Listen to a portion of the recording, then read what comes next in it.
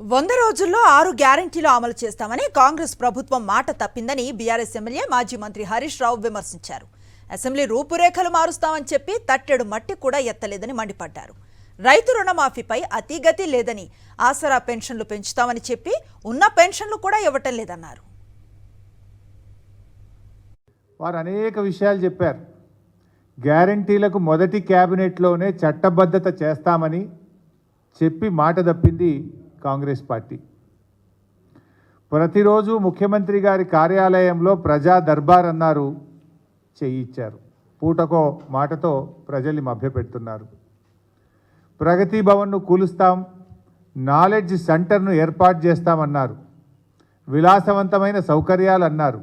కానీ ఈరోజు చూస్తే ఉప ముఖ్యమంత్రి గారే అందులో ఉంటున్నారు. అసెంబ్లీను సందర్శించిన ముఖ్యమంత్రి గారు అసెంబ్లీ స్వరూపాన్నే మార్చేస్తాం 3 నెలల్లో అన్నారు. తట్టెడు మట్టి కూడా తవ్విన పరిస్థితి లేదు. రైతు భరోసా ఇస్తున్నామని అంతర్జాతీయ వేదికలపై గొప్పలు చెప్పుకున్నారు. రైతు బంధునే ఇలా మొదలుపెట్టి 100 రోజులైనా పాతది కూడా ఈ రోజుకు పూర్తి చేయలేకపోయినారు.